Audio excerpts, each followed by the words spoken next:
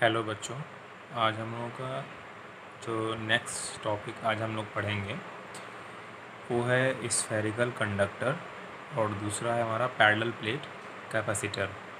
तो अभी लास्ट जो लेक्चर्स में हम लोग देखे थे कि तीन टाइप के हमारे पास कैपेसिटर्स थे या फिर कह सकते हैं कंडक्टर थे। इसमें आपका था एक स्फेरिकल कंडक्टर, एक था पैरेलल प्लेट था और एक आपका सिलिंड्रिकल कैपेसिटर था। ठीक है, तो आज जो है हम लोग स्फेरिकल कंडक्टर और पैरेलल प्लेट की स्टडी करेंगे। सिलिंड्रिकल वाला हमारे कोर्स में भी उतना नहीं है, तो कोर्स में तो हमारे पास स्फेरिकल कंडक्टर का भी ज़्यादा कॉन्सेप्ट नहीं है, तो मैक्सिमम जो है वो हमारे पास पैरेलल प्लेट का ही कॉन्सेप्ट है। बट फिर भी हम कुछ जो इम्पोर्टेंट चीज़ें हैं उनकी हम स्टडी करते हैं। स्फेरिकल कंडक्टर क्या होता है और इसको हमने हटा के हमने फिर पैरेलल प्लेट कैपेसिटर की ज़रूरत क्यों पड़ी, सब चीज़ें हम जानेंगे यहाँ पे। तो पहला चीज़ तो ये है कि हमने यहाँ पे एक कोई कंडक्टर लिया है स्फेरिकल शेप का, और इसकी जो रेडियस है वो हमने स्मॉल r लिया हुआ है। ठीक है, तो हमने क्या किया कि इस पे जो कंडक्टर पे जो चार्ज है वो कुछ प्लस पॉजिटिव चार्ज दिया हुआ है। तो हमने पढ़ा है कि अगर जो भी हम चार्ज सेंटर पे देते हैं वो सारा चार्ज हमारा क्या होता है उसके सरफेस पे रिसाइड कर जाता है। ठीक है, हॉलो स्फीयर या इस स्फेरिकल कॉन्सेप्ट में हमने पढ़ा था। तो मान लिया कि हमने यहाँ प्लस चार्ज दिया सेंटर पे, बट वो सारा चार्ज हमको कहाँ दिखाई पड़ेगा, उसके सरफेस पे दिखाई पड़ेगा। तो जितना भी चार्ज हम सेंटर पे रखेंगे वो सारा चार्ज हमको कहाँ दिखाई पड़ेगा, उसके सरफेस पे दिखाई पड़ेगा। तो यहाँ पे हमारे पास जो पोटेंशियल होगा, इलेक्ट्रिक पोटेंशियल जो होगा वो क्या होगा, मतलब उसके सरफेस पे इलेक्ट्रिक पोटेंशियल की वैल्यू क्या होगी। तो हमने पढ़ा है कि जो सरफेस पे जो पोटेंशियल होता है वो के की वैल्यू क्या है, 1/4 के क्यू या फिर Q/4 आर क्या है, ये सरफेस तक की डिस्टेंस है, सेंटर से सरफेस तक की डिस्टेंस मतलब वही रेडियस हो गया। तो ये आपका फॉर्मूला हो गया, मतलब potential at surface of this sphere कितना है, Q/4 ये क्यू वही क्यू है जो हमने क्यू है सेंटर पे दिया है और बाद में हमको यहाँ पे शो हो रहा है। तो ये तो हो गया पोटेंशियल की बात कि इस कंडक्टर पे इतना पोटेंशियल है इसके सरफेस पे। तो हमको पता है वी नो डैट कि जो कैपेसिटेंस होता है तो वो क्या होता है, चार्ज अपॉन पोटेंशियल होता है। तो कैपेसिटेंस जो होता है किसी भी कंडक्टर का वो होता है C=Q/V होता है। ठीक है, तो Q कितना चार्ज हमने दिया है वो हमारे पास Q चार्ज है, और पोटेंशियल कितना है हमारे पास, इसका कितना पोटेंशियल है इसका, वो V पोटेंशियल हमारे पास है। ठीक है, तो V पोटेंशियल हो गया इस कंडक्टर का और Q चार्ज हमने इस पोटेंशियल को दिया हुआ है, तो Q चार्ज पे इतना पोटेंशियल आ रहा है। तो C क्या हो जाएगा, V की वैल्यू क्या है हमारे पास, Q/4πε0r। तो इस V की वैल्यू को हम लोग इस फॉर्मूले में यहाँ पे पुट कर देंगे। ठीक है, इस V की वैल्यू को यहाँ पे पुट कर देंगे तो Q और नीचे यहाँ V की वैल्यू पुट की है तो Q/4πε0r हो जाएगा। ये वैल्यू ऊपर चली जाएगी, 4πε0r ऊपर चला जाएगा, यहाँ Q कैंसिल हो जाएगा तो 4πε0r बचेगा हमारे पास। तो ये हमारे पास कैपेसिटेंस निकल के आया है किसका, किसी भी स्फेरिकल कंडक्टर का जो कैपेसिटेंस होगा वो 4πε0r होगा, जो भी उसका रेडियस होगा। ओके, सो ये तो हो गया उस स्फेरिकल कंडक्टर की कैपेसिटेंस का एक जनरल फॉर्मूला हो गया। अब देखते हैं कि अगर हम लोग किसी स्फेरिकल कंडक्टर का जिसका हम कुछ एक अबाउट रेडियस मान लेते हैं तो वो कितना कैपेसिटेंस होगा, उसका कितना चार्ज वो होल्ड कर सकता है, कितनी एनर्जी वो होल्ड कर सकता है, उस चीज़ की हम देखते हैं। तो मान लिया हमने एक एग्जांपल यहाँ पे लिया हुआ है, कैपेसिटी ऑफ अर्थ निकाली है हमने। तो अर्थ का जो रेडियस होता है कितना होता है, 6.4 × 10⁻⁶ मीटर्स होता है।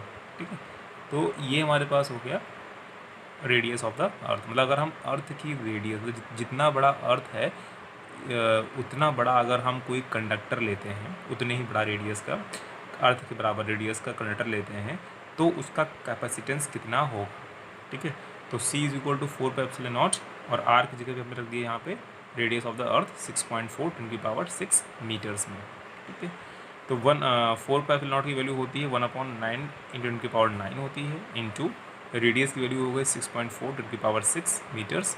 इसको सॉल्व करेंगे तो हो जाएगा 0.71 × 10⁻³ फैरेड, या फिर अगर हम माइक्रो फैरेड की बात करेंगे तो 711 माइक्रो फैरेड लिखा जाएगा। ठीक है, तो ये हमारे पास कैपेसिटेंस निकल के आया है किसका, उस कंडक्टर का जिसका रेडियस अर्थ के बराबर है। अब आप ज़रा सोचिए कि अगर अर्थ कितनी बड़ी है, अगर उतना बड़ा, अगर अर्थ के बराबर का अगर हम कोई स्फेयर लेते हैं, कोई कंडक्टर, स्फेरिकल कंडक्टर लेते हैं, तो उसकी जो कैपेसिटी होगी वो सिर्फ इतनी होगी 0.71 × 10⁻³ फैरेड, और simply you can say 711 microfarad. मतलब ये बहुत बहुत ज़्यादा ही कम वैल्यू है। मतलब इतना बड़ा कंडक्टर लेने के बाद भी हमको कैपेसिटी ज़्यादा नहीं मिल रही है यहाँ पे। इसका मतलब कि फैरेड, अगर हम 1 फैरेड लिखें, 1 फैरेड, तो 1 फैरेड बहुत बड़ी क्वांटिटी हो जाएगी। 1 फैरेड मतलब बहुत बड़ी क्वांटिटी हो जाएगी यहाँ पे। तो इसी तरह से कि स्फेरिकल कंडक्टर का ये भी एक थोड़ा सा ड्रॉबैक रहा कि हमको जो है बहुत, अगर हम अर्थ के बराबर भी कंडक्टर लिया हमने, तो हमने देखा कि हमको फैरेड में जो है मतलब बहुत ज़्यादा अच्छी कैपेसिटी का कंडक्टर हमको नहीं मिल पा रहा है। ठीक है, मतलब उसमें बहुत ज़्यादा चार्ज होल्ड कैपेसिटी नहीं हो पा रही, बहुत ज़्यादा एनर्जी होल्ड कैपेसिटी नहीं हो पा रही है। ये इसका ड्रॉबैक हो गया। दूसरी चीज़ कि स्फेरिकल कंडक्टर में देख रहे हैं आप, चार्ज बाहर यहाँ पे हैं, रिसाइड कर रहे हैं, तो क्या होगा, इलेक्ट्रिक फील्ड की जो डायरेक्शन होगी वो बाहर की तरफ होगी। ठीक है, अब बाहर से तो क्या आपने पढ़ा है कि पॉजिटिव से इलेक्ट्रिक फील्ड लाइन निकलती है और नेगेटिव की तरफ जाती है। तो यहाँ पे कोई नेगेटिव चीज़ तो है नहीं यहाँ पे। तो मान लिया कि नेगेटिव जो चीज़ है वो हमारी कहीं इन्फिनिटी पे रखी हुई है। इसका मतलब क्या हो गया कि जो भी आपकी इलेक्ट्रिक फील्ड लाइन यहाँ से निकल रही हैं वो सारी की सारी इन्फिनिटी पे जाके ख़त्म हो रही हैं, टर्मिनेट हो रही हैं। इसका मतलब कि आपकी जो एनर्जी है, जो आपकी एनर्जी होगा, वो एनर्जी आपकी बाउंडेड नहीं है, मतलब कि वो फ्री टू मूव है। मतलब वो यहाँ से निकल रही है और इन्फिनिटी तक चली जा रही है। मतलब एनर्जी आपकी यहाँ बाउंडेड नहीं है, ये मतलब बिखरी हुई एनर्जी है। ठीक है, स्कैटर्ड एनर्जी है यहाँ पे। तो इसलिए भी ये एक अच्छा वे नहीं है। स्फेरिकल कंडक्टर जो है कैपेसिटेंस के पर्पज़ से अच्छा नहीं माना गया। तो ये कुछ एक दो ड्रॉबैक्स थे, तो जिसकी वजह से उसके बाद हम लोग यहाँ पैरेलल प्लेट कैपेसिटर का या कंडक्टर का कॉन्सेप्ट लेके आए थे। तो पैरेलल प्लेट कैपेसिटर का हमने बताया था आपको कि कैपेसिटर क्या होता है। तो कैपेसिटर सिंपली 2 कंडक्टर होते हैं, प्लेट्स हैं और कंडक्टिंग प्लेट्स हैं, और उनको जो है एक पर्टिकुलर एक डिस्टेंस से सेपरेट करके रखा जाता है, और उन दोनों पे जो है अपोजिट चार्जेस होते हैं, सेम मैग्नीट्यूड होगा दोनों का। ठीक है, और दोनों के बीच में एक मीडियम रहेगा, उसमें एयर हो सकता है, वैक्यूम हो सकता है, या कोई चीज़ भी हो सकती है। तो फिलहाल यहाँ पे हम एयर और वैक्यूम की बात कर रहे हैं कि उनके बीच, दोनों प्लेट्स के बीच का जो मीडियम है वो एयर और वैक्यूम रखा गया है। तो बात होती है कि इसका प्रिंसिपल, मतलब क्या प्रिंसिपल, किस प्रिंसिपल पे ये काम करता है, या क्या प्रिंसिपल लगता है इसके पीछे, क्योंकि आपको पता है कि कोई भी अगर कोई वर्किंग चीज़ होती है तो उसके पीछे कुछ प्रिंसिपल काम करता है, लगता है।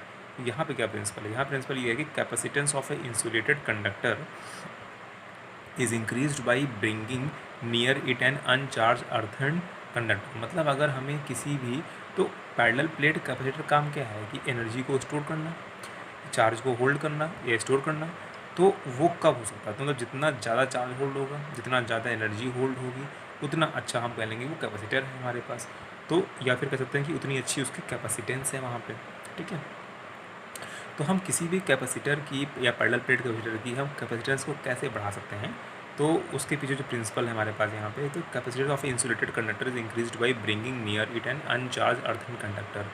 तो हम क्या करते हैं कि यहाँ पे हमने एक कोई प्लेट लिया, ठीक है, ये कंडक्टर है, और इसको हमने यहाँ पे इंसुलेटेड लिखा है। मतलब कि हमने इसको किसी एक इंसुलेटेड स्टैंड पे किसी तरह से इसको होल्ड करके रख दिया है, ठीक है, अंदर, जिससे मतलब इसका अर्थ से कोई कांटेक्ट ना हो। सिंपल इसका मीनिंग है कि इस वाली प्लेट का अर्थ से कोई कांटेक्ट नहीं है। फिर हमने क्या किया कि इस पर हमने बहुत सारा पॉजिटिव चार्ज दिया हुआ है, इस पर हमने बहुत सारा पॉजिटिव चार्ज दिया हुआ है इस इंसुलेटेड कंडक्टर पे, और इसके नियर बाई पे हमने क्या किया कि एक और हमने यहाँ पे प्लेट लगा दी या रख दी हमने, फ़िलहाल के लिए पकड़ ली इसको। ठीक है, तो जैसे हमने यहाँ पे प्लेट रखी तो हमने देखा कि बिकॉज ऑफ इंडक्शन की वजह से क्या हो रहा है कि सेम अपोजिट अमाउंट का जो चार्ज है वो यहाँ पे डेवलप हो रहा है। तो यहाँ पे जो है जितना हमारे पास प्लस है उतना यहाँ पे नेगेटिव चार्ज यहाँ पे डेवलप हो रहा है यहाँ पे। ठीक है, और इस नेगेटिव के बाद इस प्लेट की जस्ट अपोजिट साइड में हमारे पास क्या हो रहा है, पॉजिटिव चार्ज भी डेवलप हो रहा है। तो इंडक्शन प्रोसेस से इस पे नेगेटिव आ रहा है और फिर इसकी नेगेटिव वजह से यहाँ पे पॉजिटिव आ रहा है। ठीक है, फिर हम लोग नेक्स्ट स्टेप जो है हमारे पास है यहाँ पे, नेक्स्ट स्टेप में देखा कि वो जो हमने यहाँ पे इंडक्टर जो इंसुलेटेड जो कंडक्टर लिया था वो एज इट इज़ ऐसे ही रखा हुआ है। ठीक है, उसको कोई डिस्टर्ब नहीं किया हमने, बट हमने क्या किया कि जो हमने पहले यहाँ पे ऐसे एक कंडक्टर रखा जो पकड़ा रखा हुआ था उसको हमने क्या किया, अब अर्थ कर दिया, मतलब उसकी हमने अर्थिंग कर दी, किसी कंडक्टर के थ्रू उसको हमने अर्थिंग कर दी। तो अर्थिंग करने से क्या हुआ कि यहाँ पे जो पॉजिटिव चार्जेस थे वो सारे क्या हो गए, न्यूट्रलाइज हो गए। किस वजह से कि यहाँ के सारे जो पॉजिटिव चार्जेस थे वो क्या हो गए, मतलब जितने भी पॉजिटिव यहाँ बनते थे वो सारे के सारे यहाँ पे न्यूट्रलाइज होते जा रहे हैं। कि हमने पढ़ा है कि अर्थ जो होता है वो इलेक्ट्रॉन ओशियन होता है, मतलब बहुत सारे इलेक्ट्रॉन्स होते हैं, तो क्या होते हैं इलेक्ट्रॉन्स मूव कर सकते हैं, तो वो क्या करते हैं सारा यहाँ पे न्यूट्रलाइज करते चले जाते हैं यहाँ पे। तो जितना भी हमारे पास यहाँ पे होता जाता है इंडक्शन की वजह से यहाँ पॉजिटिव चार्ज बनते जा रहा है वो सारा यहाँ पे न्यूट्रलाइज होता जा रहा है। तो जिसकी वजह से क्या हो रहा है कि यहाँ पे इसकी जो स्ट्रेंथ है वो यहाँ पे बढ़ती जा रही है। तो यहाँ हमारे पास जो है फिर जो नेक्स्ट है स्टेप, इसका प्रूफ है कि इस पैरेलल प्लेट कैपेसिटर का कैपेसिटेंस कितना होगा या कितना होता होगा। तो प्रूफ यही है कि हमने यहाँ पे एक कंडक्टर लिया, दो प्लेट्स लिए यहाँ पे, तो इस पर हमने प्लस चार्ज है, इस पर हमारा नेगेटिव चार्ज है। ठीक है, और इसको डिस्टेंस डी से सेपरेट किया है। ठीक है, ये एक्चुअली एक अरेंजमेंट है जो फिक्स होता है। एक पैरेलल प्लेट कैपेसिटर के लिए ये एक अरेंजमेंट होता है कि दो प्लेट होगी, अपोजिट चार्जेस होंगे, डिस्टेंस डी होगी, ये सारा एक अरेंजमेंट होता है। ठीक है, इसमें कुछ नया चीज़ नहीं है। तो यहाँ से पॉजिटिव चार्ज की तरफ से इलेक्ट्रिक फील्ड नेगेटिव की तरफ जाएंगी, पॉजिटिव से इलेक्ट्रिक फील्ड नेगेटिव जाएंगी, पॉजिटिव से इलेक्ट्रिक फील्ड नेगेटिव जाएंगी। तो ये डायरेक्शन ऑफ इलेक्ट्रिक फील्ड की बात हो गई। इस प्लेट पे पॉजिटिव चार्ज है तो यहाँ पे प्लस सिग्मा लिखा है, मतलब सरफेस चार्ज डेंसिटी कॉन्सेप्ट पढ़ा है हम लोगों ने। और इस पर नेगेटिव चार्ज है तो यहाँ पे हमारे पास नेगेटिव सरफेस चार्ज डेंसिटी का कॉन्सेप्ट हो गया। इसको हमने प्लेट 1 नाम दिया, इसको हमने प्लेट 2 नाम दिया है। तो अगर हम इस प्लेट के लेफ़्ट साइड की बात करें, इस प्लेट के राइट साइड की बात करें, तो दोनों साइड पे इलेक्ट्रिक फील्ड की वैल्यू 0 होगी। इस कॉन्सेप्ट को हमने आपको न्यूमेरिकल के वे से समझाया हुआ है लास्ट लेक्चर्स में। ठीक है, फिर भी एक बार समझ लेते हैं जल्दी से कि यहाँ पर अगर हम पॉजिटिव चार्ज रखते हैं तो क्या होगा कि इस पॉजिटिव की वजह से ये इधर रेपल करेगा, इलेक्ट्रिक फील्ड इधर जाएगी, और ये नेगेटिव की वजह से इलेक्ट्रिक फील्ड उधर जाएगी, तो दोनों इक्वल अपोजिट हो जाएंगे यहाँ पे, तो कैंसिल हो जाएंगे।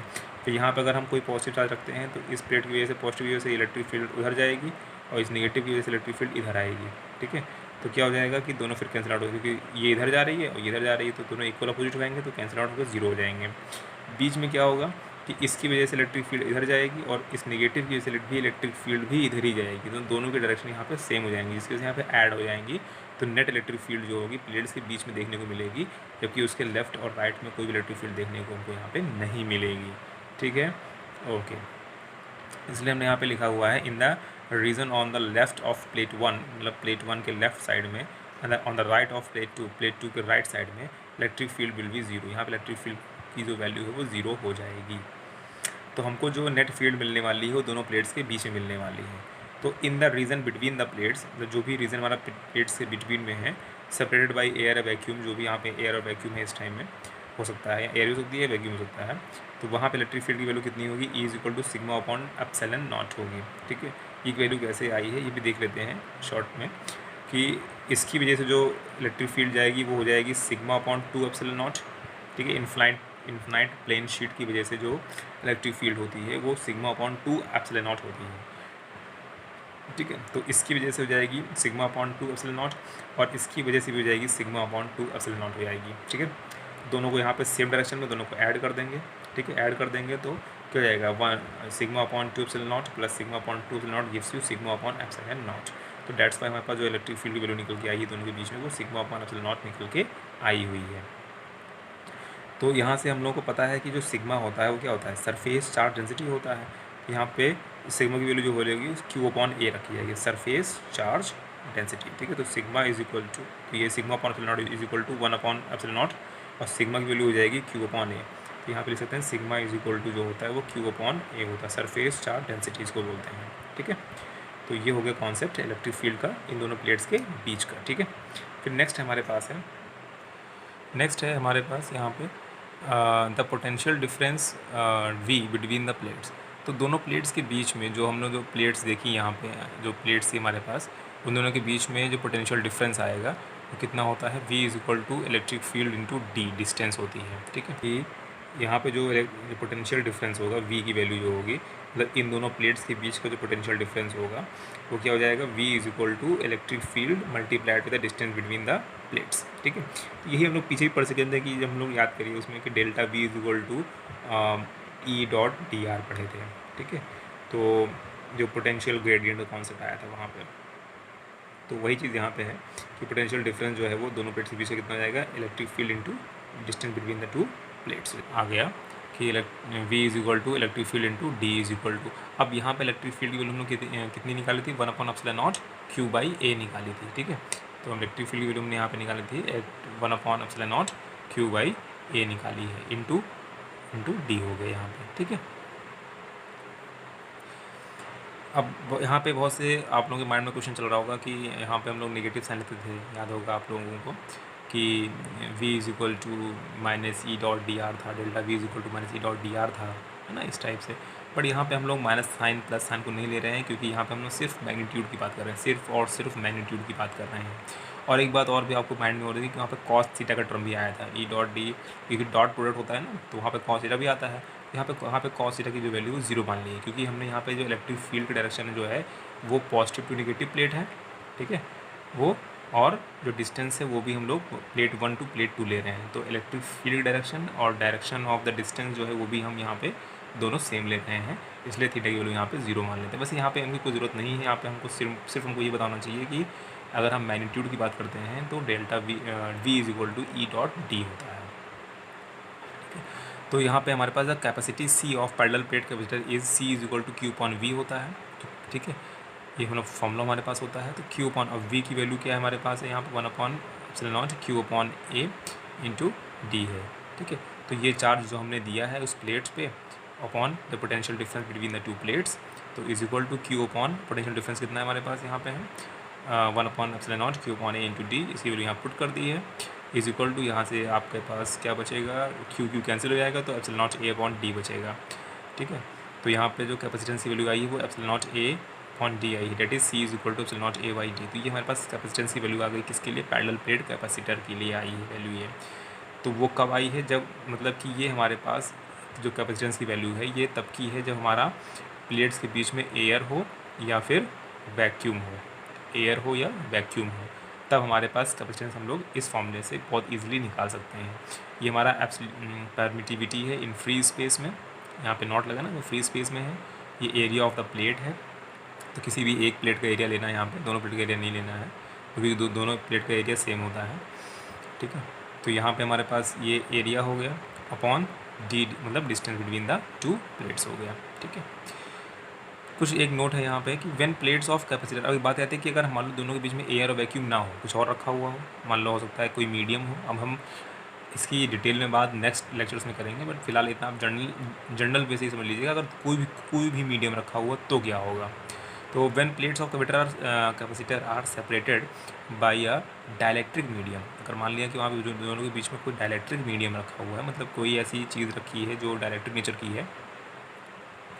ठीक है, तो उसको हम लोग of E R relative permittivity होती है, और या फिर इसको के से बोलते हैं। इसको हम लोगों ने डिस्कस कर रखे हैं बहुत स्टार्टिंग में जब चैप्टर स्टार्ट हुआ था। तो ई आर या फिर एप्सिलॉन आर और capital K, then C M, मतलब कि मीडियम कैपेसिटेंस इन मीडियम जो होगा, C M is equal to epsilon A upon D. यहाँ पे ये क्या था, एयर वैक्यूम में था, तो यहाँ पे हम लोग C is equal to ε0 A by d लिखे हैं। ठीक है, क्योंकि हमारा एयर और वैक्यूम के लिए था। तो अगर मीडियम के लिए लिखेंगे तो यहाँ पे CM हो जाएगा मीडियम के लिए, is equal to epsilon A by D. यहाँ पे ε0 था क्योंकि यहाँ पे ये परमिटिविटी इन फ्री स्पेस होती है और ये परमिटिविटी इन मीडियम होती है, इसलिए डिफरेंस यहाँ नॉट लगेगा, यहाँ नॉट नहीं लगेगा, इस बात को ध्यान रखिएगा आप लोग। इज इक्वल टू, अब एप्सिलॉन मीडियम की जो वैल्यू होती है वो epsilon R into epsilon not होती है। ठीक है, मतलब कि इस एप्सिलॉन की जो वैल्यू है उसको हम लोग एप्सिलॉन R और एप्सिलॉन नॉट को लिख सकते हैं। ठीक है, इंटू A है, इंटू A अपॉन डी हो गया, इज इक्वल टू। अब यहाँ से एक चीज़ है कि एप्सिलॉन R को अगर हम यहाँ पे ऐसे रख दें और epsilon naught A upon D देखें तो epsilon naught A upon D क्या है, सी है, या इसको सी नॉट भी लिख देते हैं। सी नॉट क्यों लिख दिया हमने, क्योंकि एयर और वैक्यूम के लिए, ठीक है। तो यहाँ पे हमारे पास epsilon naught A upon d की जो वैल्यू है वो एप्सिलॉन आर सी नॉट मान लिया, तो इसकी वैल्यू को epsilon naught A upon D value को हमने यहाँ सी नॉट मान लिया है, इज इक्वल टू, अब एप्सिलॉन आर की वैल्यू को हम लोग के भी ले सकते हैं, मतलब ये दोनों इक्वल होते हैं, चाहे आप के लिखिए चाहे आप ई आर लिखिए।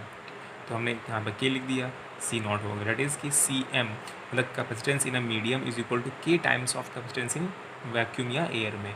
मतलब कि जो कैपेसिटेंस है वो बढ़ जाती है कब, जब दोनों के बीच का जो मटेरियल मीडियम है, जो मीडियम होगा वो, अगर कोई डायरेक्ट्रिक कोई कांस्टेंट कोई मीडियम है तो हमारा जो कैपेसिटेंस है वो बढ़ जाता है, ठीक है। मतलब पानी में डाल दिया या उसके बीच में कुछ और चीज़ डाल दी उठा के हमने इस टाइप से, तो उसका कैपेसिटेंस बढ़ जाता है पैरेलल प्लेट्स का।